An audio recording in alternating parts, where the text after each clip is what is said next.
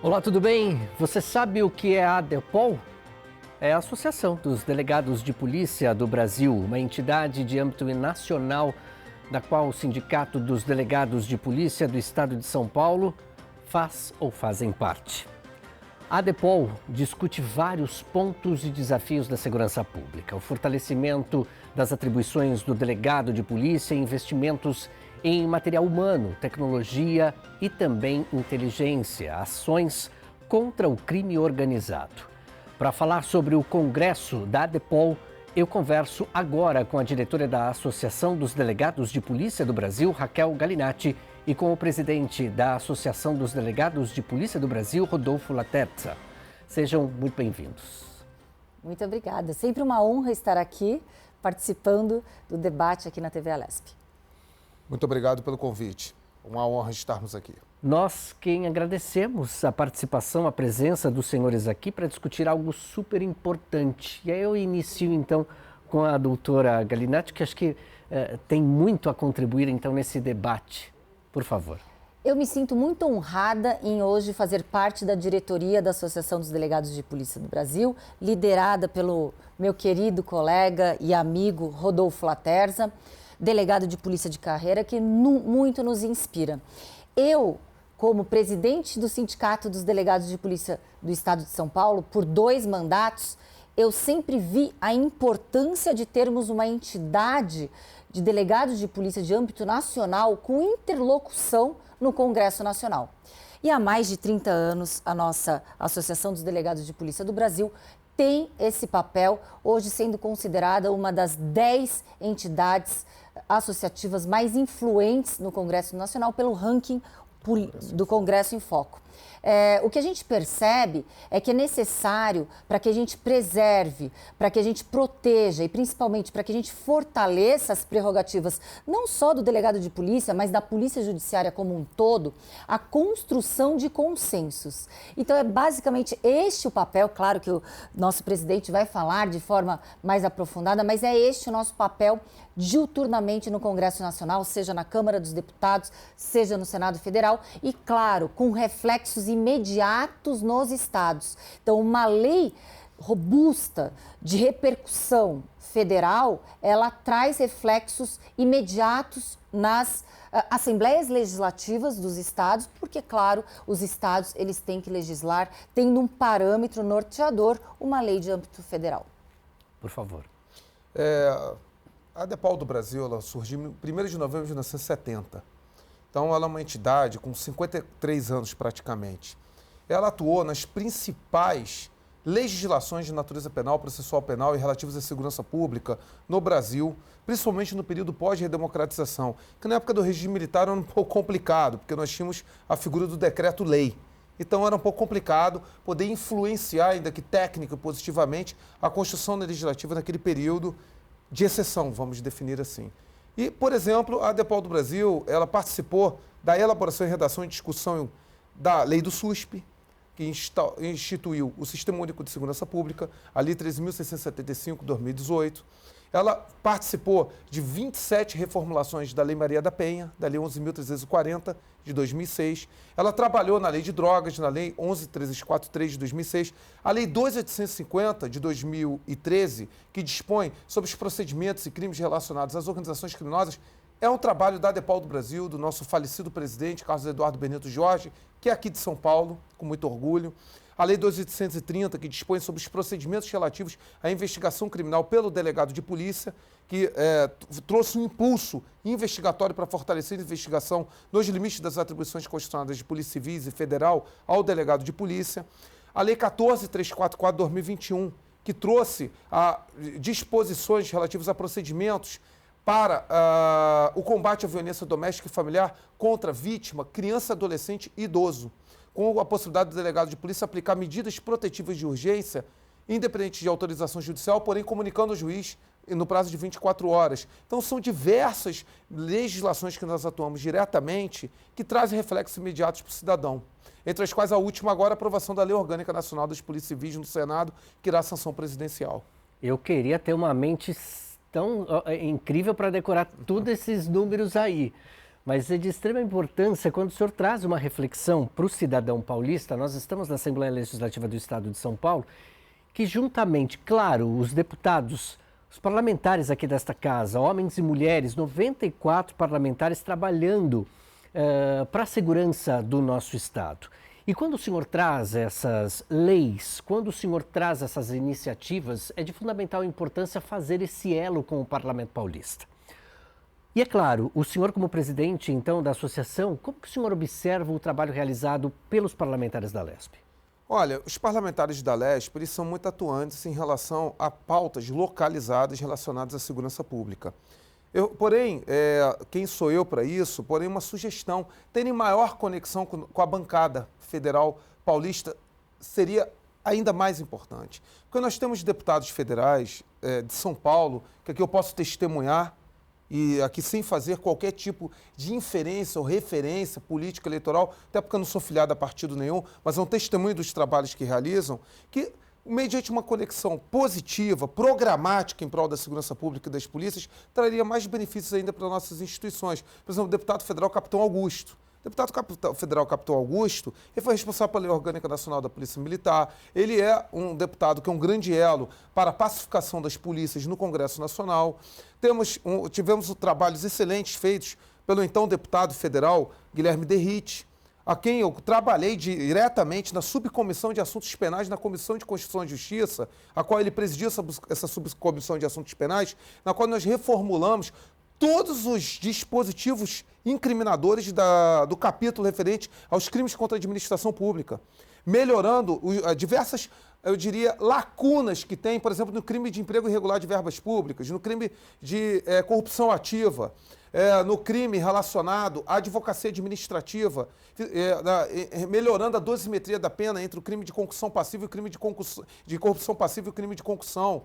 Tivemos, portanto, trabalhos assim muito vigorosos. E isso mostra, portanto, que uma boa conexão programática, ainda que haja diferenças ideológicas de bancadas, pode resultar em melhorias para o Estado, em melhorias para a população. É um trabalho muitas vezes silencioso, mas que a sociedade ganha com isso. E, portanto, essa sinergia fica aqui essa humilde recomendação, a qual eu posso aqui afiançar. Ela é muito positiva. Temos o deputado Vinícius Carvalho, que também sempre nos atendeu, né? O deputado Vinícius Carvalho, republicano de São Paulo. Então, são, assim, testemunhas que a gente pode trazer como algo muito positivo, de exemplos, né? Para que possamos alavancar esses trabalhos em reflexo ao Estado e à sociedade local. Eu quero muito agradecer esse comentário, porque acredito que seja exatamente essa, a provocação para os parlamentares da Assembleia Legislativa do Estado de São Paulo, justamente porque quem está de fora observa com outros olhares, obviamente. E a doutora Galinatti já está transita muito bem pelos corredores da Assembleia Legislativa do Estado de São Paulo e vai poder complementar, claro, a fala do senhor, por favor. Sim, e um reflexo imediato, pragmático em relação a leis no âmbito federal que possam auxiliar na segurança pública foi a Lei 12.830, de 2013, que ela fala da atribuição do delegado de polícia e dá algumas garantias para que o delegado ele não seja sufocado em suas investigações. A gente sabe que uma ausência de autonomia institucional faz com que muitas vezes a vulnerabilidade fique latente para essa instituição de Estado para ingerências políticas e de outras esferas.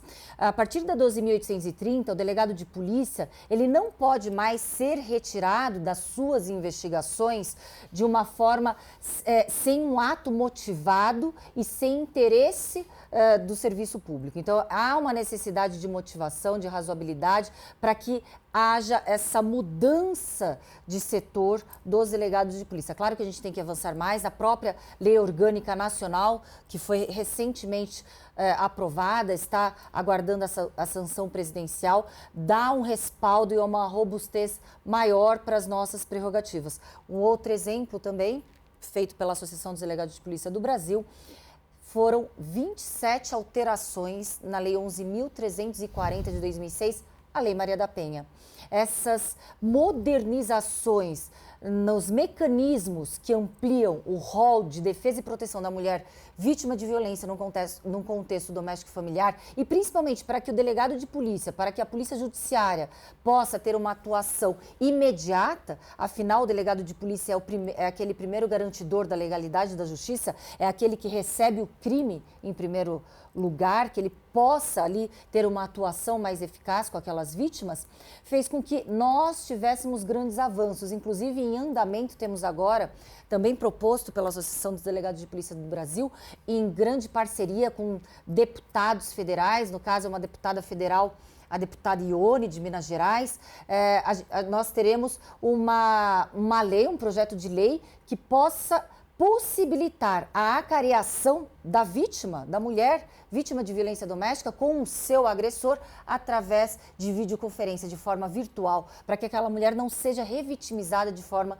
secundária. Nós temos outros projetos que são os cadastros nacionais de nome daqueles agressores, violadores, né, de mulheres que agridem mulheres, para que a gente tenha aquele apanhado e possamos ter substratos para outras investigações e principalmente para prevenção, para que a gente possa proteger essas mulheres vítimas de violência e os vulneráveis como um todo. Então, a atuação primordial é podermos proporcionar leis, aparato legal, não só para a atuação da polícia, mas principalmente para que a população tenha um acesso maior de proteção.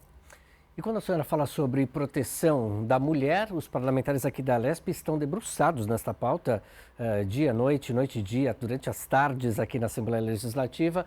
No plenário Juscelino Kubitschek, a fala das deputadas e os deputados é de grande valia para o cidadão paulista. Como que a senhora tem observado isso? Eu acho extremamente importante, inclusive convidei delegadas do Brasil inteiro, juristas de outras carreiras, juízas, desembargadoras, promotoras, advogadas, para que a gente, com o know-how, né, com todo o conhecimento político estratégico da Associação dos Delegados de Polícia do Brasil, nós elaboramos recentemente um livro, Políticas Públicas e Inovações Legislativas na Proteção da Mulher Vítima de Violência Doméstica.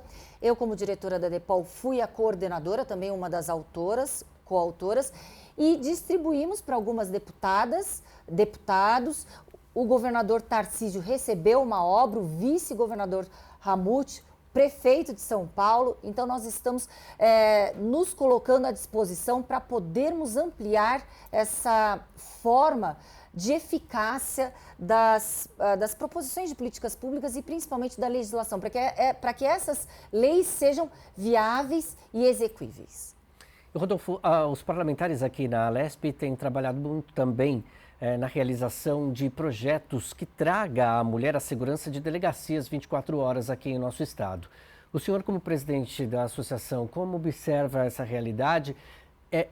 E aí acho que o senhor, de repente, poderia trazer a experiência de fora para dentro do nosso estado, que acho que vale também trazer, né, essa ideia de como é que está em outros estados e aqui em São Paulo, nessa comparação, se a gente pode fazer. É importante a pergunta, porque nós acompanhamos o projeto de lei que se transformou, não me recordo o número da lei, que trata do funcionamento ininterrupto das delegacias contra a mulher em 24 horas. Só que, na época, nós sugerimos que não se colocasse aquilo de forma auto-aplicável, que colocasse como preferencialmente 24 horas, porque nós temos problemas de efetivo no Brasil todo, para poder prover delegacias de 24 horas até nos bairros. Consequentemente, colocar todas as DEANs funcionando em 24 horas, teve que haver um remanejamento de efetivo de policiais para poder prover essa necessidade.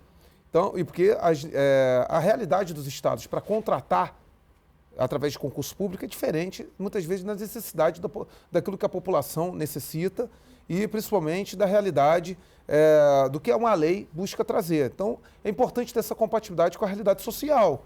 Então, a gente procura, muitas vezes, tentar contribuir para esclarecer para o parlamentar, que por mais que seja bem intencionado determinada proposição legislativa, é necessário verificar as consequências disso.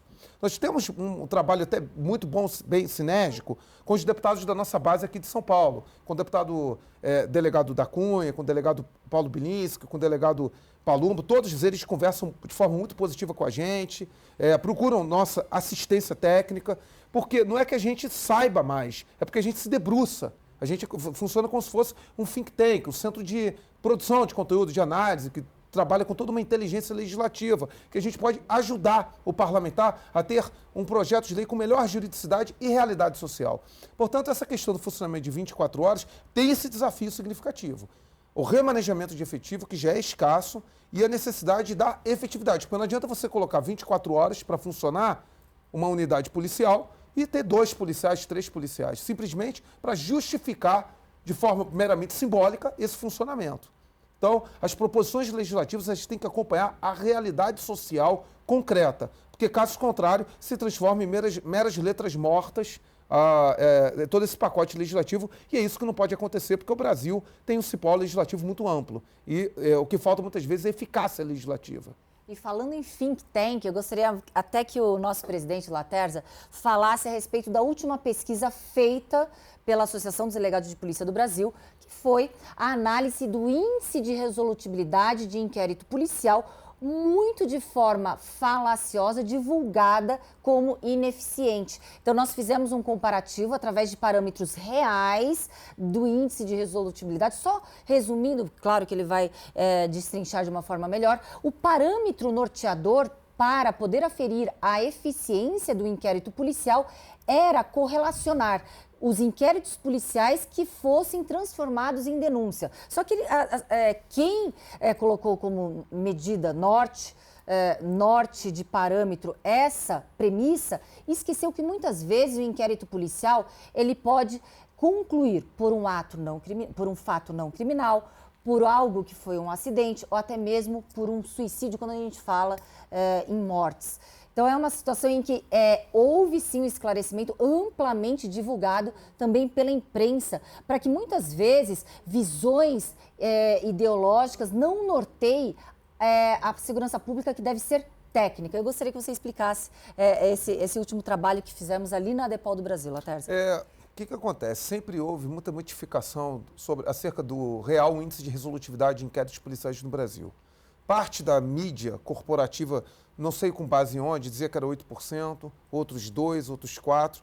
E, mediante um debate, se não me engano, no ano de 2021, na Comissão de Segurança Pública e Combate ao Crime Organizado, fizemos uma provocação. Vamos fazer, com base na Lei de Acesso à Informação, então, uma pesquisa pela ADEPOL do Brasil, com apoio aqui da comissão, para que nós verifiquemos qual é a aferição realmente desses índices, quais são os dados reais, mas levando a métrica que é adotada no mundo inteiro. Proporção entre procedimentos investigativos instaurados e concluídos. Concluídos é o caso devidamente encerrado com a sua autoria, ou seja, o crime elucidado, seja ou crime ou ausência de crime elucidado. Que inquérito não é só para indiciar, ou seja, para apontar uma autoria. O inquérito é pela verdade real, muitas vezes para afastar uma determinada hipótese de autoria. E foi aprovado e começamos a fazer essa pesquisa. Deu muito trabalho, porque tivemos que fazer uma pesquisa pela Lei de Acesso à Informação, dentro dessa métrica, proporção entre inquéritos instaurados e inquéritos concluídos, nos 27 entes federados, 26 estados e o Distrito Federal. E verificamos que, para nossa surpresa, em homicídios, a nossa média nacional é em torno de 60% de elucidação. Violência doméstica e familiar, em torno de 80%. E feminicídio, acima de 80%. Temos o problema, e que alguns estados até não forneceram, dados referentes a furto e roubo. Não negamos isso, até porque existe déficit de efetivo, sucateamento das polícias civis, mas mesmo com baixo nível de aparelhamento. Sucateamento, déficit de efetivo, má valorização de servidores, em geral no Brasil, conseguimos dar uma resposta em crimes de homicídio, violência doméstica, feminicídio, latrocínio, no nível mundial dos países de democracia avançada. A título de exemplificação, a média de alguns departamentos de polícia nos Estados Unidos é em torno de 60%, 64%. A gente fez, nesse estudo, uma comparação com a resolutividade de outros países, que sejam democracias emergentes, como a Índia, por exemplo, sejam democracias avançadas. E nós superamos até países europeus, como o próprio Reino Unido. As pessoas até ficaram surpresas. Eu falei, olha, é dado oficial da Scotland Yard, da Comissão Independente de Verificação das Polícias. Está lá no site, está lá em inglês. Só verificar. Nossos dados são muito maiores de elucidação. Isso significa o quê? que aonde há maior investimento por parte das polícias civis e dos estados, por exemplo, o Departamento de Homicídios, vai ter maior valorização, vai ter maior eficácia. Mesma coisa em relação à violência doméstica e familiar. O que precisamos ter é solução de continuidade das políticas públicas, valorização, capacitação e, principalmente, investimento. Não apenas custeio, mas investimento. Investimento adequado, logicamente. Nós sabemos que o orçamento não cabe todas as prioridades de uma sociedade. Mas a investigação, ela tem que, no eixo da segurança pública, ter um nível de prioridade. Ter um nível de prioridade sem tirar a importância da prevenção primária e secundária, que elas são fundamentais. Mas aonde há investimento, acaba ocorrendo eficácia. E esse indicador acabou sendo uma surpresa positiva, mas ao mesmo tempo um desafio e uma provocação para os governos, para valorizar a investigação no eixo da segurança pública. O senhor falou sobre algo muito importante, que é a valorização do profissional. Aqui a Alesp recentemente, então, aprovou um projeto e se tornou lei, que é a valorização do policial militar, por exemplo. Na Polícia Civil, doutora, como que a senhora observa a realidade? Eu observo que o governo está, sim, sinalizando de uma forma positiva em relação a avanços na valorização. Claro que solucionar um sucateamento, solucionar um abandono ao longo desses mais de 30 anos, mais de 20 anos, que outros governos deixaram de herança, é desafiador. A gente sabe que temos uma estrutura deficitária, tanto em contingente de policiais, uma estrutura deficitária em maquinários, em tecnologia, em salários. E essa solução para que a gente tenha uma polícia judiciária de excelência, para que todos os policiais possam atuar na sua potencialidade, requer investimentos e investimentos permanentes. É uma necessidade, sim, de valorização desses policiais, porque o que a gente está percebendo é o policial adoecer internamente, porque o policial ele é cobrado de forma exaustiva, tanto pela própria instituição, mas pela sociedade, para que ele dê resposta. E muitas vezes a atribuição desse policial, ele acoberta, ele abrange uma função de 4 ou 5 policiais. O nosso índice triste de suicídio nas carreiras policiais, não só aqui no estado de São Paulo, mas em outros estados, é um reflexo direto da falta de cuidado, de investimento e de atenção para os policiais. É necessário que os governos percebam que investir em segurança pública é viabilizar o exercício de outros direitos sociais. Quando temos uma segurança pública caótica, deficitária, existe automaticamente o impedimento do exercício de outros direitos sociais, como saúde, educação, lazer. A segurança pública é o pilar dos direitos sociais. Então, nunca poderia estar como uma opção política, e sim uma obrigação daquele gestor que tem como missão proporcionar segurança pública de excelência. Então, eu vejo de forma positiva, eu vejo que o governo do estado de São Paulo sinaliza, mas temos que avançar muito, afinal, o desafio é muito grande pelo que foi recebido por herança de outros governos. Por favor. É importante que todos os governos valorizem o policial civil, policial militar, o policial penal, porque o que acontece? Nós temos o maior índice de mortalidade de policiais do hemisfério ocidental. Nós temos a pior previdência policial do hemisfério ocidental. Isso não é falácia, isso é um estudo que nós verificamos em âmbito nacional. Regras previdenciárias draconianas e injustas, principalmente relacionadas à pensão para o policial, né? Mesmo que quando não morre em serviço, ele só recebe 50% do último salário. Se ele ficar paraplégico, ou seja, sofrer incapacidade permanente, ele vai ter cálculo pela média aritmética do salário de contribuição. Isso é um absurdo. Então, são problemas que a sociedade, principalmente a classe política, tem que enfrentar. Não há democracia e, principalmente, paz social sem policiais valorizados. Isso é a métrica, no que eu não estou falando, corporativa. É uma métrica que tem que ser adotada como prioridade em função justamente do que ocorre nas democracias avançadas.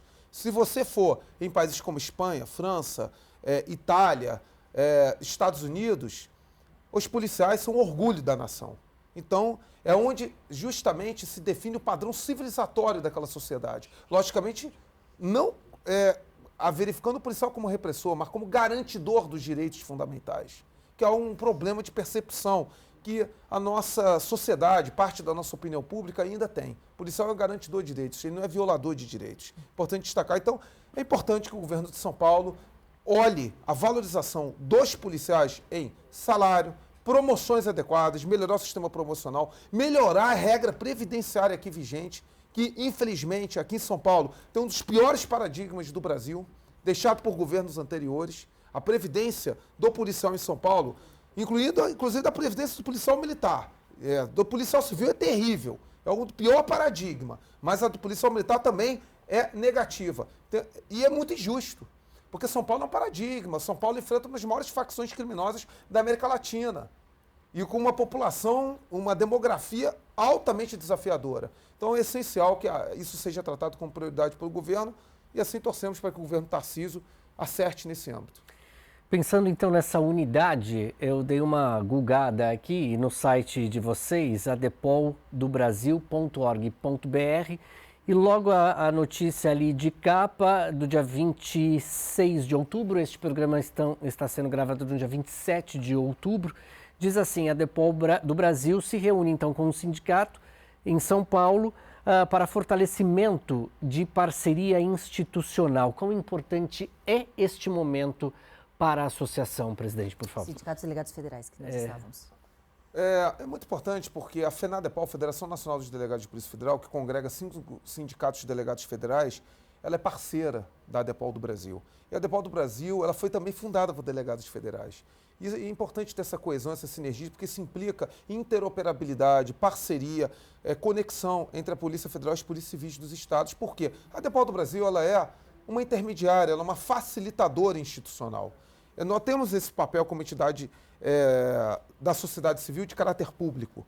Então, é importante destacar, com muito orgulho, presidido pela doutora Tânia, né, presidente do Sindicato aqui dos Delegados de Polícia Federal e presidente da FENADEPOL, ter essa parceria. Isso muito nos orgulha e nos honra. E ela traz consequências positivas para a interoperabilidade entre as polícias judiciárias, da União, que é a Polícia Federal, e as polícias civis.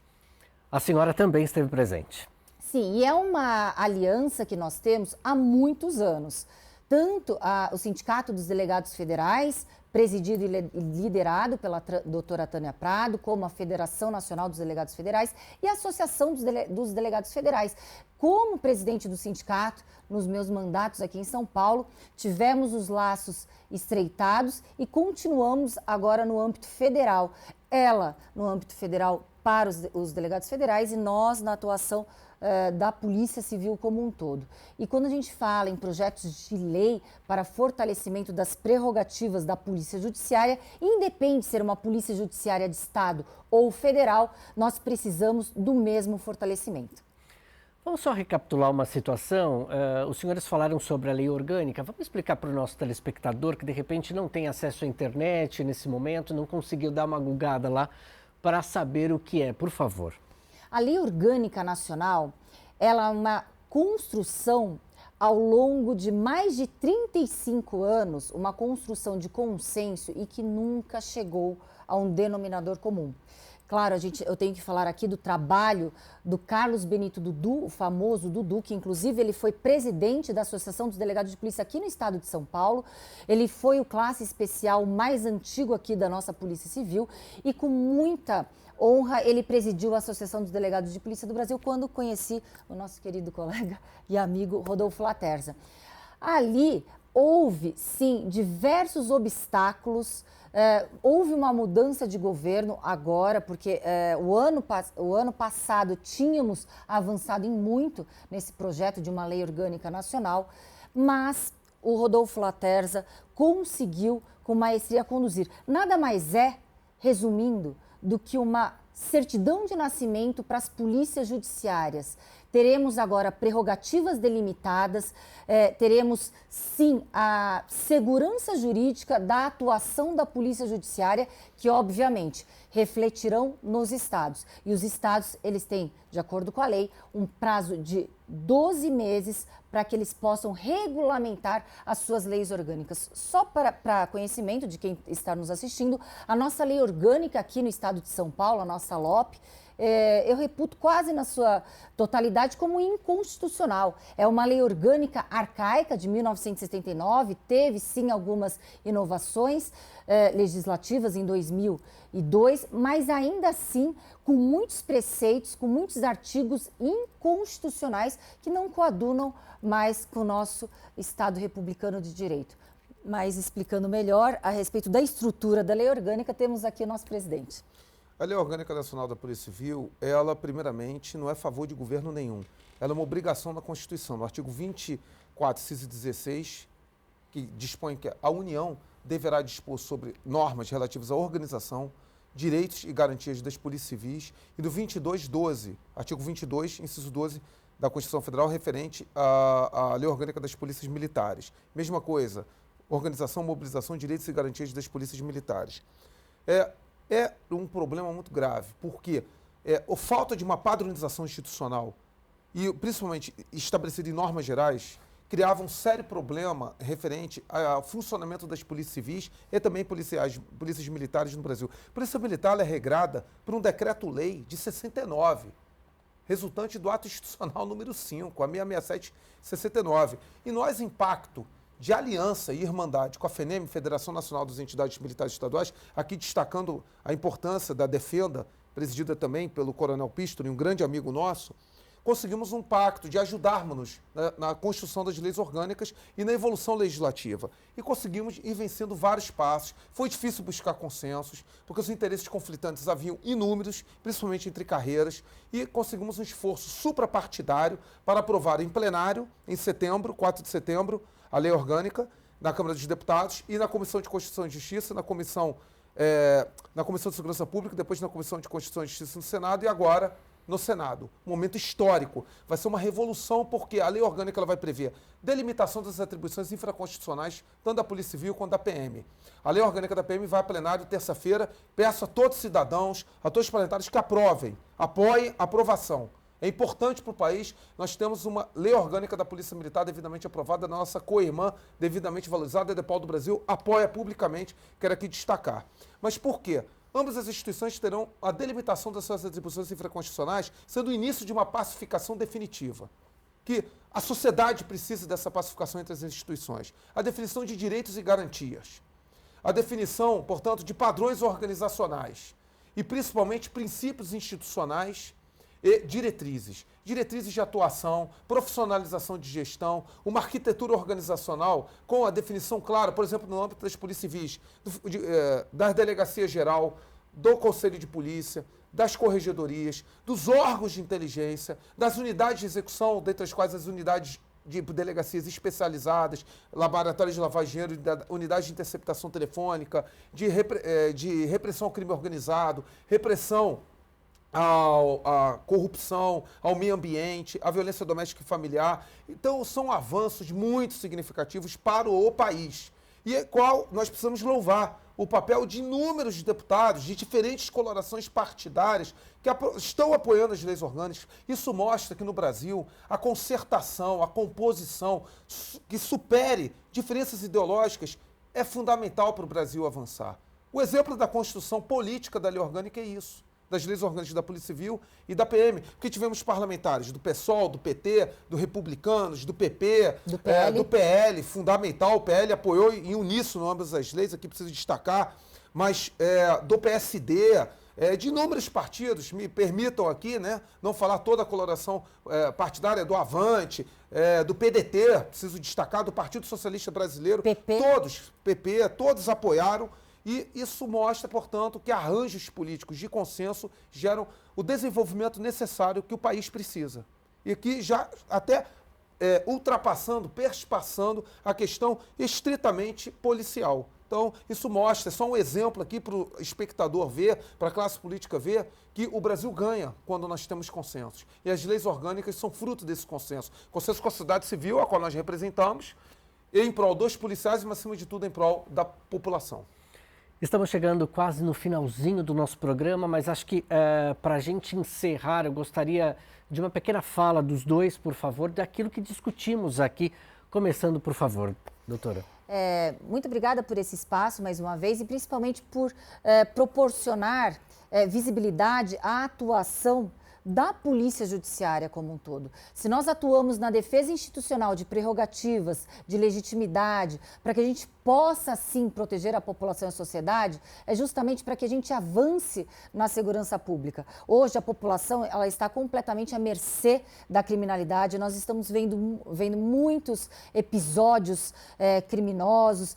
Infelizmente, estamos percebendo muitos policiais sendo mortos nas suas horas de lazer, justamente por uma interpretação muitas vezes benéfica àquele criminoso e uma legislação às vezes frouxa em relação à punição e coibir essa atuação de repressão a esses criminosos. Então a gente percebe que é necessário que a população saiba que a polícia está atuando para que seja um escudo entre o crime e a sociedade possa tranquilamente viver em paz e harmonia social. Mas, infelizmente, para que a gente possa estar dessa forma, a gente precisa que essa inversão de valores ela mude cada vez mais e que a gente tenha estrutura e investimentos por parte dos governos, tanto no âmbito do governo federal, mas principalmente dos governos estaduais, para que a polícia, sim, possa atuar de acordo com a sua potencialidade e excelência que sabe fazer. Por favor. Agradecendo a oportunidade, cumprimentar toda a LESP, Assembleia Legislativa do Estado de São Paulo, todos os parlamentares aqui presentes, cumprimentar toda a equipe deste programa e destacar a importância para que o cidadão que nos assiste, também os deputados da LESP, procurem os nossos deputados ligados à segurança pública na Câmara Federal, que trabalham muito em sinergia com a gente. O deputado delegado Palumbo, o deputado delegado Bilinski, o deputado delegado da Cunha, o deputado Capitão Augusto, o deputado Gilberto Nascimento, o deputado Vinícius Carvalho. Procurem-nos, porque eles têm uma sinergia de trabalho muito próxima com a DEPOL do Brasil.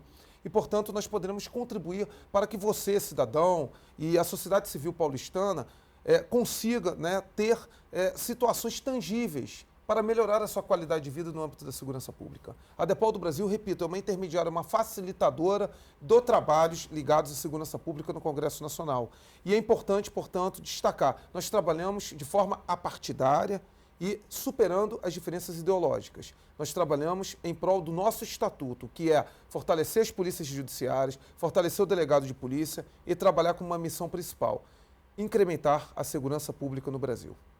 Estão aí, então, as palavras do Rodolfo Laterza, presidente da Associação dos Delegados de Polícia do Brasil, e também Raquel Galinatti, diretora da Associação dos Delegados de Polícia do Brasil. Muito obrigado. E você que nos acompanhou, continue na nossa programação. Muito obrigado pela sua companhia, sua audiência. A gente se encontra por aí. Tchau, tchau.